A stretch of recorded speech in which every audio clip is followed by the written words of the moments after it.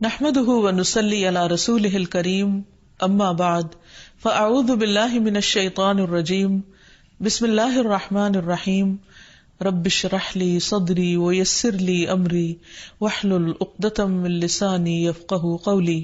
7 دعا اور تقدیر. یہاں یہ مشہور سوال پیدا ہوتا ہے کہ جس امر کے لیے دعا کی جاتی ہے اگر وہ مقدر ہو چکا ہے تو بندہ دعا کرے یا نہ کرے. یعنی اگر کوئی بات ہماری تقدیر میں لکھ دی گئی ہے تو پھر ہم اس کے لیے دعا کریں یا نہ. کبھی سوال پیدا ہوا آپ کے دل میں یہ کہ اگر میری موت لکھ ہی دی گئی ہے تو پھر زندگی مانگنے کا کیا فائدہ؟ اگر کوئی بیمار ہے تو ہم زیوم کرنے سے تو مر ہی جانا ہے، اس کی صحت کی دعا کس لیے کرنا؟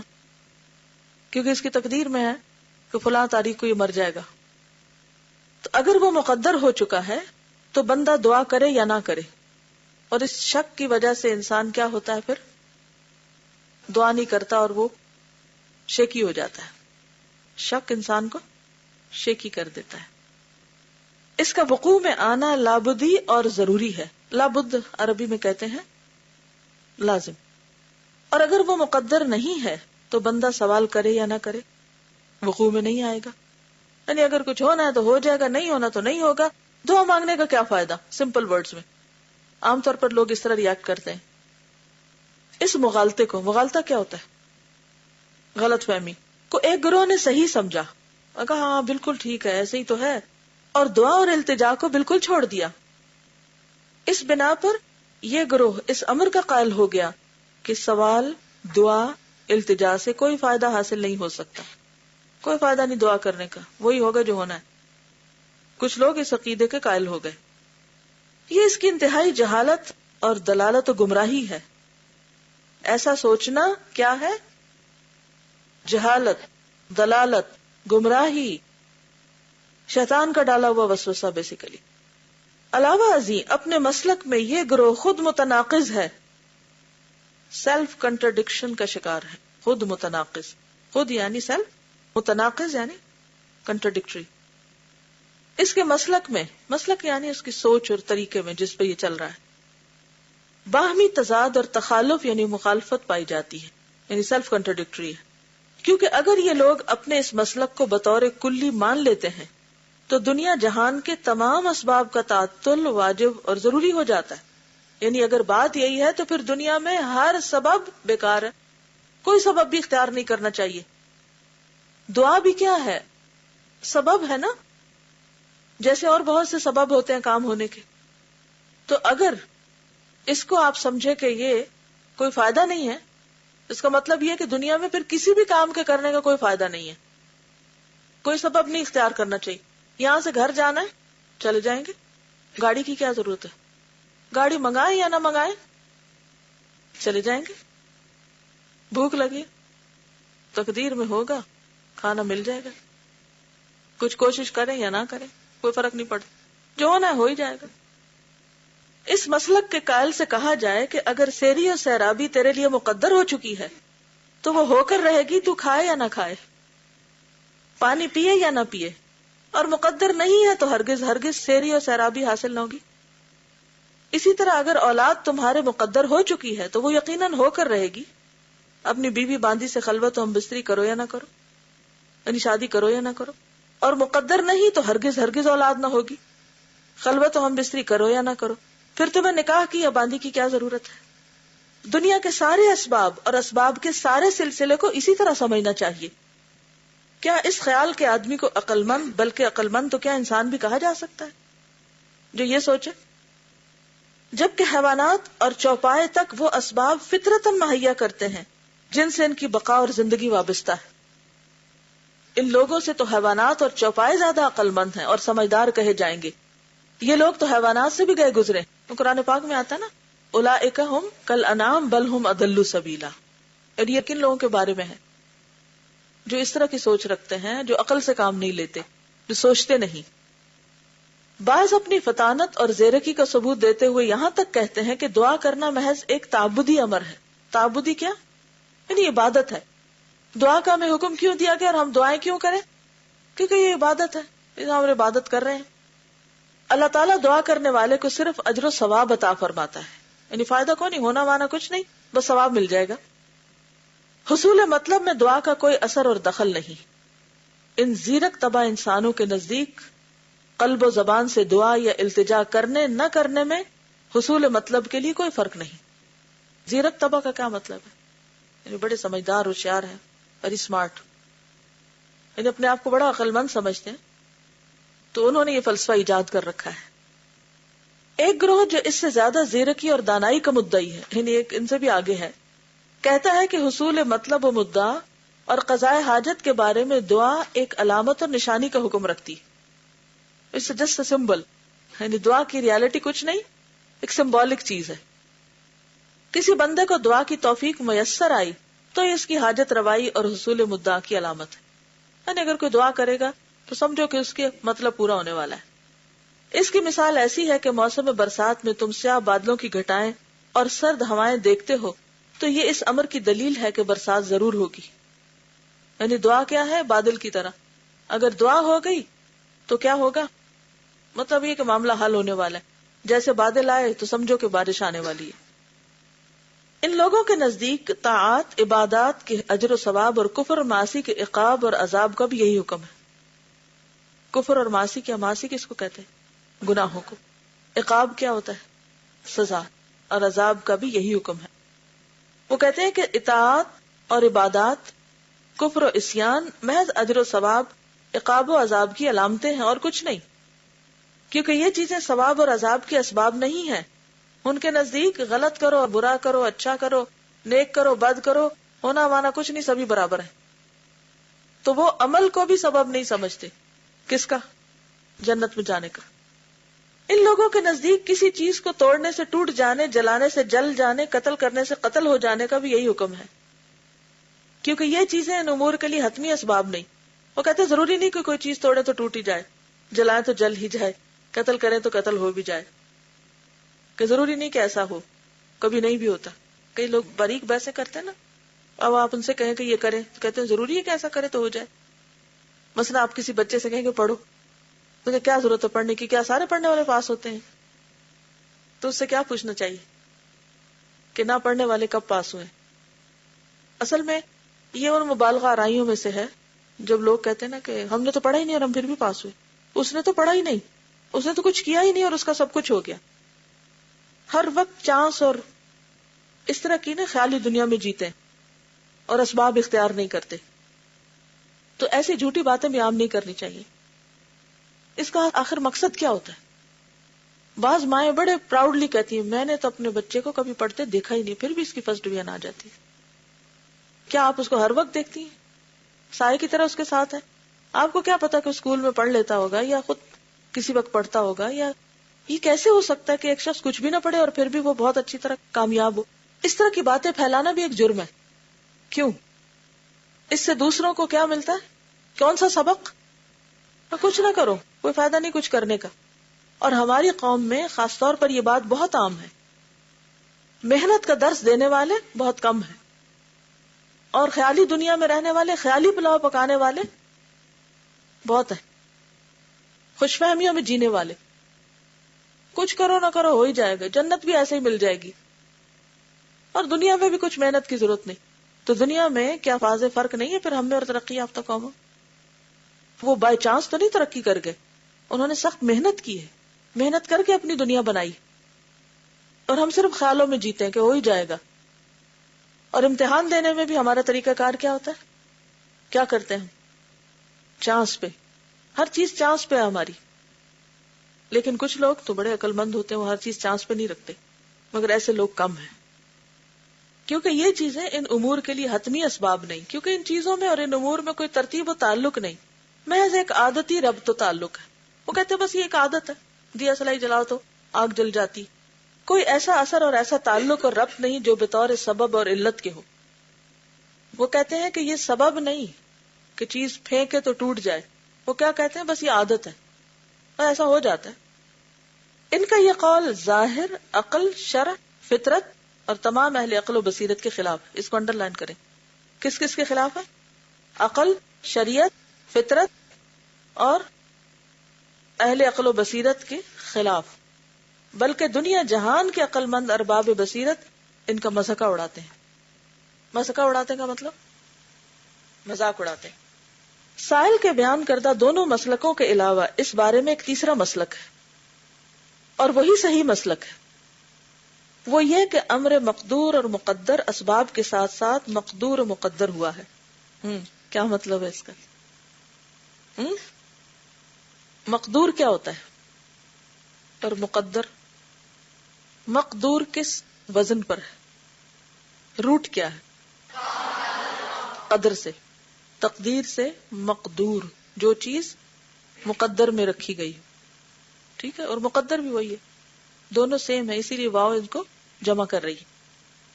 وہ یہ کہ امر مقدور و مقدر اسباب کے ساتھ مقدور و مقدر ہوا ہے، یعنی تقدیر کس کے ساتھ ہے؟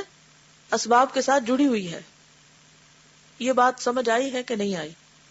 جس کو نہیں آئی وہ ہاتھ کھڑا کر کے پوچھ لے اور میں اسے شاباش دوں گی. اسٹیٹمنٹ کی سمجھ نہیں آ رہی.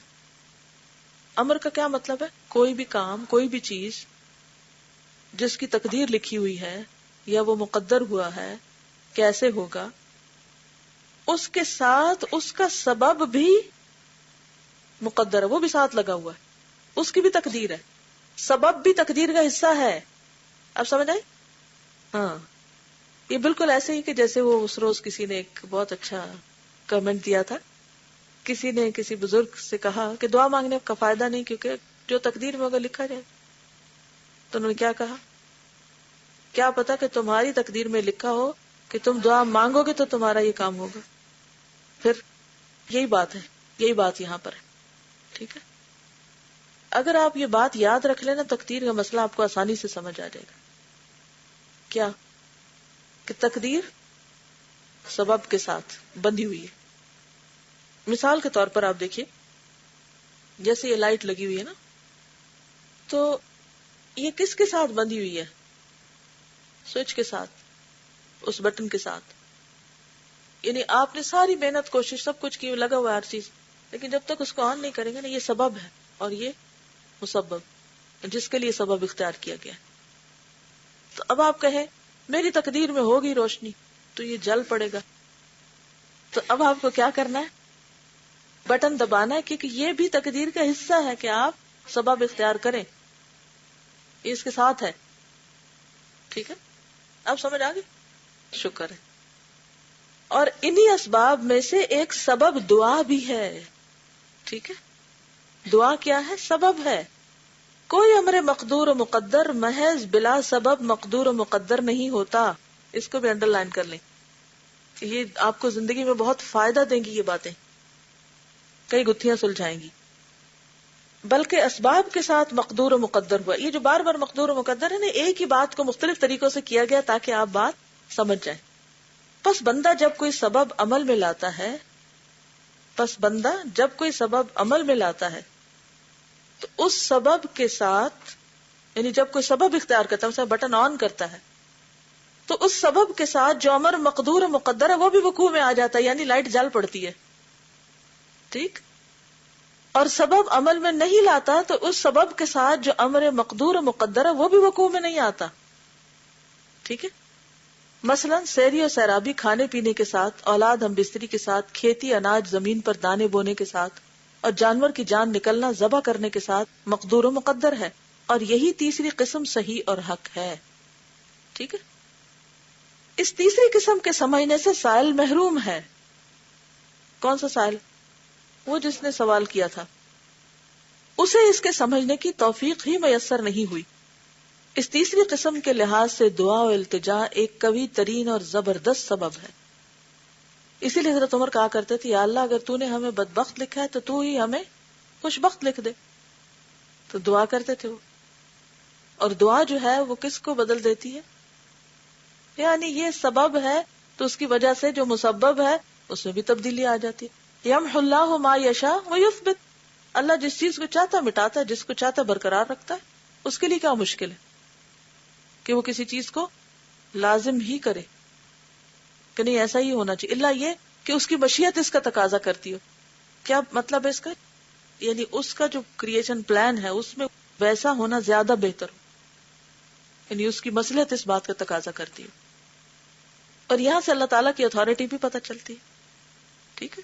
تو بعض اوقات سبب اختیار کرتے ہیں لیکن اس کے باوجود الٹیمیٹ اتھارٹی اللہ ہی کے پاس ہے کہ وہ وہاں سے اس کو آگے ہونے دے یا نہ ہونے دے. کیونکہ اگر وہاں چیک اینڈ بیلنس نہ ہو اور ہر چیز ہمارے ہلانے سے ہل جائے تو پھر کیا ہو. اگر ہم کہیں یا اللہ بارش ہو اور جو باہر لوگ ہیں کہ یا اللہ بارش بالکل نہ ہو, نظام درہم برہم ہو جائے سارا. تو اس لیے وہاں چیک اینڈ بیلنس ہونا بہت ضروری ہے کہ یہاں سے جو دعا اٹھی ہے, سبب آیا ہے, کیا اس کو نافذ ہونے دیا جائے اور وہ چیز ہو جائے جو یہ چاہ رہا ہے, اور اگر یہ ہو گئی اور ان کے سروں پہ آ گری تو پھر بنے گا کیا. تو یہ جو اللہ نے اتھارٹی اپنے ہاتھ میں رکھی یہ بھی اس کی رحمت ہے. عام طور پہ لوگ تقدیر کو نعوذ باللہ اللہ کا ظلم قرار دیتے ہیں کہ اللہ نے تو ہمارے ہاتھ باندھ دیے, ہم تو کچھ کر ہی نہیں سکتے. تو یہ اللہ کی طرف سے ظلم نہیں ہے بلکہ کیا ہے, اس کی رحمت ہے کہ اللہ اپنے بندوں پر ہمیشہ مہربان ہے. جب کوئی ہماری دعا سن لی جاتی ہے تو بھی اس کی مہربانی ہے, اور اگر نہیں سنی جاتی تو بھی اس کی مہربانی. کس طرح کہ یہ بندہ ابھی 4 دن اور مانگے نا ذرا, کیونکہ اگر ابھی اس کو یہ چیز مل گئی جو یہ مانگ رہا ہے تو کیا ہوگا, یہ مجھے بھول جائے گا. اور جو کچھ پھر بندہ مانگتا رہتا ہے تو کیا خیال ہے کہ وہ ضائع ہوتا چلا جاتا ہے, وہ جمع ہوتا رہتا ہے.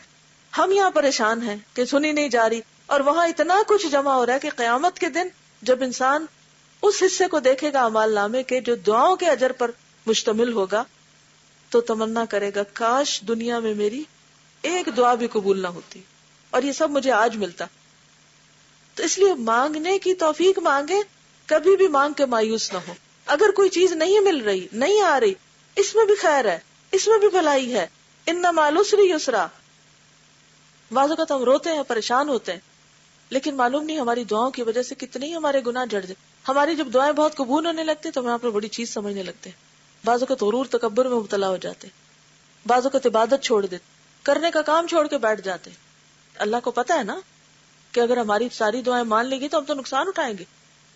مثلا اگر بچے کی آپ ہر بات مانتے چلے جائیں تو کیا ہوتا ہے, ہماری عقل سمجھ تو اللہ کے مقابلے میں بچے سے بھی گئی گزری ہے.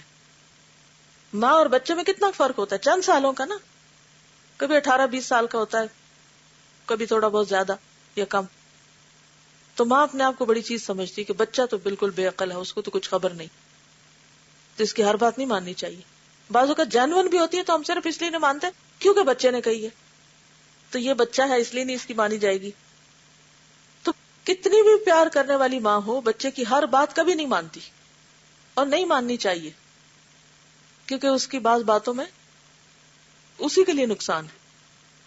مثلا اگر بچہ صبح اٹھے اور کہے میں نہیں اسکول جاتا, تو ماں کہو میں گلے سے لگاؤں تمہیں. مجھے یاد ہے میں جب چھوٹی ہوتی تھی تو میں رو دھو کے روز اسکول جاتی, میں جانے ہی نہیں چاہتی تھی, رو رو کے برا حال کر لیتی تھی. اور کیا سمجھتی تھی میں کہ بہت ہی مظلوم ہوں اور میرے ماں باپ بہت ظالم ہیں. لیکن اب میں بعض اوقات کانپ اٹھتی ہوں کہ اگر میرے ماں باپ ذرا بھی ڈھیلے پڑتے تو میں کہاں خوار ہوتی, لیکن اس وقت ہمیں سمجھ نہیں آتی. اسی طرح استاد بعض اوقات سختی کرتے ہیں اور ہم ان کو بہت ظالم سمجھتے ہیں, حالانکہ وہ سختی ہمارے حق میں اچھی ہوتی ہے. تو بہرحال میرے نزدیک جو چیز اچھی ہے میں اس پہ رو دھو کے دعا مانگ رہا ہوں. اب تو دے تو تیری رحمت, اور تو نہ دے تو میں پھر بھی ناراض نہیں, کیونکہ اس میں بھی میری ہی بھلائی ہے جو تو مجھے نہیں دے رہا. کیونکہ اگر مجھے مل جائے وہ جو میں مانگ رہا ہوں تو ہو سکتا ہے وہی میرے لیے ہلاکت کا باعث ہو جائے, تو یہ بھی اس کی رحمت ہے. بس اگر کسی امر مقدور کا وقوع دعا کے ساتھ مقدر ہے تو پھر یہ کہنا کسی بھی طرح صحیح نہیں کہ دعا سے کوئی فائدہ نہیں, جس طرح یہ کہنا صحیح نہیں کہ کھانے پینے اور دیگر حرکات اور اعمال سے کوئی فائدہ نہیں ہو سکتا. یقیناً حصول مطلب کے لیے دعا اور التجا سے زیادہ کوئی چیز مؤثر, مفید اور نفع بخش نہیں, اور اس سے بڑھ کر کوئی دوسرا سبب نہیں. کس سے بڑھ کر کوئی دوسرا سبب نہیں, دعا سے. اسی لیے آپ کوشش کے ساتھ دعا بھی لازمی کریں, ٹھیک ہے, یعنی دونوں چیزیں ساتھ ساتھ چلیں گی, یعنی ظاہری اسباب بھی اور دعا والا سبب بھی.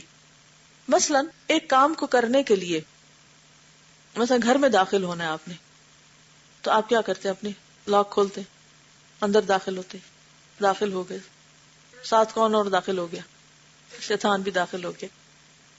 اب وہ آ کے فتنے پھیلا رہے ہیں, لڑائی جھگڑے کرا رہے ہیں اور غلط کام ہو رہے ہیں گھر میں. اب آپ کیا کرتے ہیں کہ آپ دروازہ بھی کھول رہے ہیں اور اس کے ساتھ ساتھ دعا بھی پڑھ رہے ہیں, تو آپ ایک حفاظت کے ساتھ داخل ہو رہے ہیں. گھر سے باہر نکل رہے ہیں تو بھی یہی بات ہے. اب آپ دعا تو پڑھیں اور دروازہ نہ کھولیں تو یہ بھی درست نہیں. آپ دروازہ کھولیں اور دعا نہ پڑھیں, یہ بھی درست نہیں. تو بہتر کیا ہے؟ بالکل اسی طرح بیمار ہیں آپ, دوا لینی ہے آپ کو. ایک یہ ہے کہ دوا نہ لیں اور صرف دعا کریں, اور دوسرا یہ ہے کہ دوا لیں اور دعا نہ کریں, اور تیسرا یہ ہے کہ دوا بھی لیں اور دعا بھی کریں. دوا بھی سبب ہے, دعا بھی سبب ہے. ان دونوں میں سے بھاری سبب کون سا ہے؟ دعا. لیکن اس کا یہ مطلب ہرگز نہیں کہ مضبوط یا بہترین سبب لینے کی وجہ سے آپ نے دوسرے سبب کو اگنور ہی کر دیا. تو اس کو ساتھ لے کے چلنا ہوگا. یہی اللہ کا حکم ہے. واضح؟ اچھی طرح واضح کہ جب بھی کوئی مشکل پیش آئے, کوئی بھی کام کرنا ہو, کوشش پلس دعا. صرف اپنے زور بازو پر بھروسہ نہیں کرنا. کس پہ بھروسہ کرنا؟ اللہ پر. کہ سائی ہماری طرف سے, اتمام اللہ کی طرف سے. ہم کوشش کریں گے, کام کو مکمل کرنا اللہ کے ذمہ ہے. وہ جیسے فارسی کا ایک شعر ہے نا, سپردم بتو مائے خیشرا تو دانی حساب کمو بیشرا. کیا مطلب ہے؟ کوئی پتہ نہیں. سپردم بتو, میں سپرد کرتا ہوں تیرے, مائے خیشرا, اپنی حقیر کوشش. تو دانی, تو جانتا ہے, حساب کمو بیشرا, کمی بیچی کا حساب تو جانتا ہے. یعنی مجھے جتنی سمجھ تھی میں نے کام کر دیا, اب یا اللہ تو اس کو پار چڑھا. میں نے کشتی بنا دی, تو اب جب بیٹھنے لگو تو کیا کرو؟ نوح علیہ السلام نے جب کشتی بنائی تھی تو اللہ تعالیٰ نے کیا فرمایا؟ کیا کرو اب سوار ہوتے وقت؟ کون سی دعا؟ سبحان الذی سخر لنا ھذا وما كنا له مقرنین وإنا إلی ربنا لمنقلبون, اور بسم اللہ مجریہا ومرساہا ان ربی لغفور رحیم. کشتی بنا کے دعا پڑھی نا. تو کشتی بنانا کیا تھا؟ سبب, ایک سبب اختیار کرنا. لیکن کشتی پر بھروسہ نہیں, ٹائٹینک پہ بھروسہ نہیں. اس کے لیے کیا ضروری ہے؟ دعا. کوئی بھی کام آپ کریں, اسی لیے آپ دیکھیں کہ نبی صلی اللہ علیہ وسلم کی جو دعائیں ہیں ہر موقع کے لیے, ہر موقع کے لیے, اور اس میں ہمارا ہی فائدہ ہے, ہمارے لیے پروٹیکشن ہے, ہمارے لیے اطمینان ہے. حضرات صحابہ کرام رضوان اللہ تعالی علیہم اجمعین چونکہ اللہ کے رسول اور کتاب و سنت کو سب سے زیادہ جاننے والے اور دین کو سب سے زیادہ سمجھنے والے تھے, اس لیے اس سبب دعا کو تمام اسباب سے زیادہ اہمیت دیتے تھے. سب سے پہلے یعنی کام کے آغاز میں بھی, اختتام پر بھی, اور نہایت اہتمام کے ساتھ اس پر عمل کرتے تھے. وہ دعا اور التجا کے شرائط اور آداب کے پابند تھے. حضرت عمر نے دشمنان اسلام کے مقابلے میں دعا ہی کے ذریعے بارگاہ الہی میں نصرت و امداد اور فتح و ظفر کی التجائیں کی, اور اکثر اوقات صحابہ کرام فرمایا کرتے تھے, لستم تنصرون بکثرۃ وانما تنصرون من السماء. کثرت افواج سے تمہیں فتح حاصل نہیں ہوتی بلکہ آسمان سے اللہ کی جانب سے نصرت ملتی ہے. کامیابی کہاں سے ملتی ہے؟ اللہ کی طرف سے. مزید فرماتے تھے, انی لا احمل هم الاجابہ ولكن هم الدعاء فاذا الہمت الدعاء فان الاجابۃ معه. مجھے اجابت دعا کی فکر نہیں, یعنی دعا کی قبولیت کی فکر نہیں, فکر ہے تو دعا کی. جب دعا کی توفیق دی گئی تو اجابت تو اس کے ساتھ ہی ہے. اذا سألک عبادی انی فانی قریب اجیب دعوت الداعی اذا دعانی. اجیب یعنی جب آپ پکارتے ہیں تو اللہ کی طرف سے کیا وعدہ آ جاتا ہے؟ اجیب, اجابت ہو جاتی ساتھ ہی. کسی شاعر نے اس مقصد کو اپنے شعر میں یوں ادا کیا ہے, لو لم ترد نیل ما ارجو واطلبه من جود کفیک ما علمتنی الطلبہ. اور اس کو عودتنی بھی پڑھا گیا, علمتنی کو. ٹھیک ہے, ترجمہ کیا ہے؟ اپنے دستے سخا یعنی سخاوت سے اگر میری طلب پوری کرنے کا تو ارادہ نہ کرتا تو مانگنا مجھے نہ سکھایا ہوتا. اگر تو نے میری آرزو پوری کرنے کا ارادہ نہ کیا ہوتا تو مجھے مانگنا ہی نہ سکھایا ہوتا.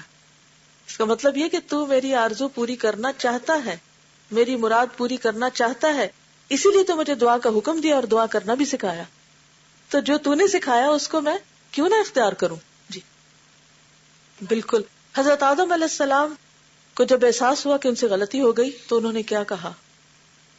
وَتَلَقَّى آدَمَ مِن رَبِّهِ كَلِمَاتٍ فَتَابَ عَلَيْهِ. تو اللہ ہی نے سکھایا نا آدم کو، کیونکہ انہیں یہ بھی نہیں پتا تھا کہ اب کیا کروں، کیسے مانگوں. تو اللہ نے کلمات سکھا دیے. تو اگر اللہ نے دعائیں قبول نہیں کرنی تھی تو سکھائی کس لیے؟ واضح. پس جس شخص کو دعا القاء کی گئی یعنی دل میں ڈال دی گئی، دعا و التجا کی توفیق عطا کی گئی، تو سمجھ لینا چاہیے کہ اس نے ضرور اجابت دعا کا ارادہ فرما لیا. چنانچہ اللہ سبحانہ و تعالیٰ کا ارشاد ہے ادعونی استجب لکم، المؤمن 40:60. تم مجھ سے مانگو میں تمہاری دعا قبول کروں گا. مزید ارشاد ہے وَإِذَا سَأَلَكَ عِبَادِي عَنِّي فَإِنِّي قَرِيبٌ اجیب دعوت الداعی اذا دعان، البقرہ 186. جب میرا بندہ مجھ سے مانگتا ہے تو میں اس کے قریب ہوتا ہوں، دعا کرنے والے کی دعا قبول کرتا ہوں. حضرت ابو ہریرہ سے مروی ہے کہ رسول اللہ صلی اللہ علیہ وسلم نے ارشاد فرمایا من لم يسأل اللہ یغضب علیہ، ترمذی کتاب الدعوات. جو آدمی اللہ تعالیٰ سے نہیں مانگتا اللہ تعالیٰ اس پر خفا ہوتا ہے.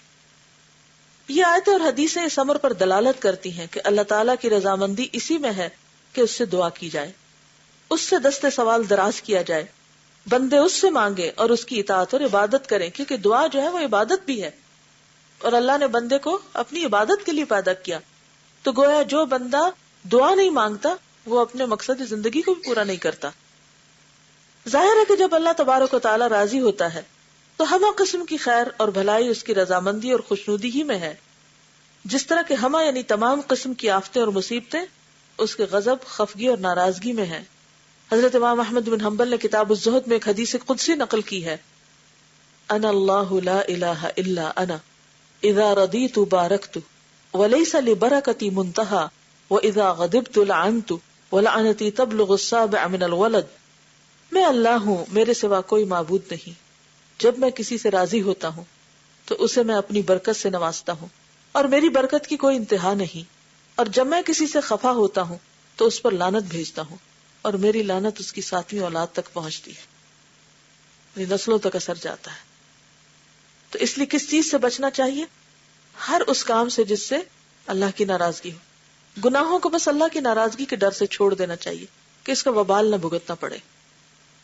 عقل اور نقل، فطرت اور تمام ملل و اقوام اور پرستاران مذاہب کا تجربہ رہنمائی کرتا ہے کہ اللہ رب العالمین کے تقرب، اس کی رضامندی اور اللہ تعالیٰ کی مخلوق اور اس کے بندوں کے ساتھ نیکی، بھلائی اور احسان اللہ تعالیٰ کی طرف سے ہر قسم کی خیر اور بھلائی حاصل کرنے کا سب سے بڑا سبب ہے، اور اس کے خلاف عمل کرنا ہمہ قسم کے شر اور برائی کا سبب ہے. کیا خیر و بھلائی کا سبب ہے؟ اللہ کا تقرب، رضامندی، اللہ کی مخلوق اور اس کے بندوں کے ساتھ نیکی، بھلائی اور احسان. یعنی جب آپ بندوں کے ساتھ بھلائی، نیکی اور احسان کرتے ہیں تو اس سے کیا ہوتا ہے؟ اللہ کی طرف سے آپ کو بھی بھلائی، خیر اور برکت نصیب ہوتی ہے.